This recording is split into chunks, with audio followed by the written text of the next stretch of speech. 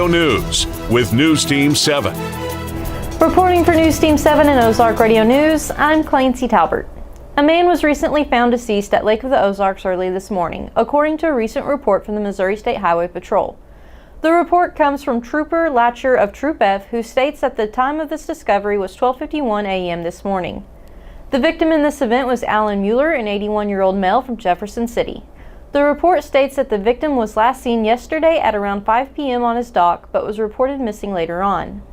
While it is unknown how he made his way into the water, he was found floating face down on the surface of the water wearing a flotation device.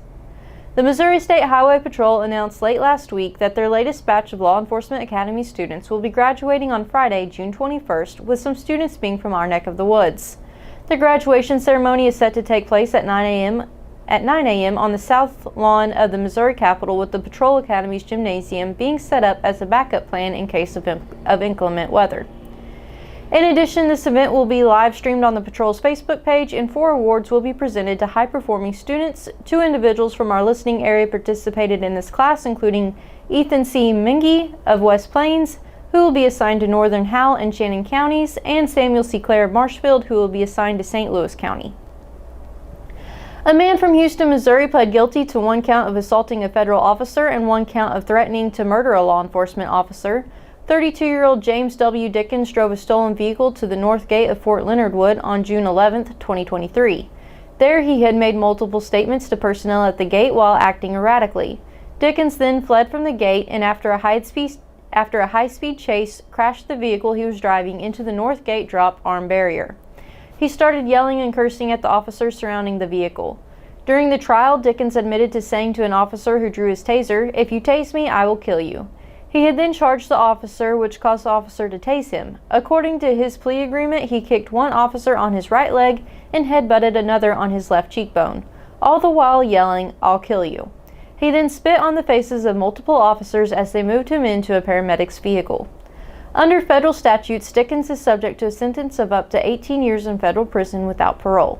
A sentencing hearing will be scheduled after the completion of a pre-sentence investigation by the United States Probation Office. For more information on these stories and more, visit ozarkradionews.com. Thank you for tuning in. Drew will follow up with a look at sports. I'm Clancy Talbert. Have a great day. CHC Home Center, right here, right now. Who says you have to dread home improvement projects? CHC is here with advice and supplies to take the stress out of painting. They can mix any color paint you envision, so choose a room to get started and crank up the music. You are 1 paint job away from loving your space again.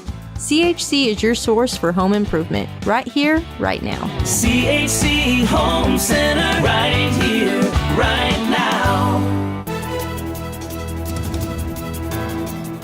Thank you, Clancy, for that news update. Good morning. This is Drew Joyce with Ozark Radio News and News Team 7 for your sports. The Kansas City Chiefs defensive lineman B.J. Thompson was released from the hospital Monday night, 4 days after suffering a seizure and going into cardiac arrest. NFL Network insider Tom Pelissero reported, per Thompson's agent Chris Turnage.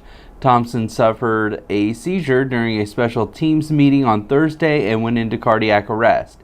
He received CPR from the Chiefs medical staff before being transported to the hospital. Last night, the Kansas City Royals edged out the New York Yankees with a 5-4 victory. Bobby Witt Jr. hit a crucial 2-run homer in the 5th inning, and Brady Singer pitched 6 innings, allowing 3 runs and striking out 7. Scott Barlow earned the save after a tense 9th inning.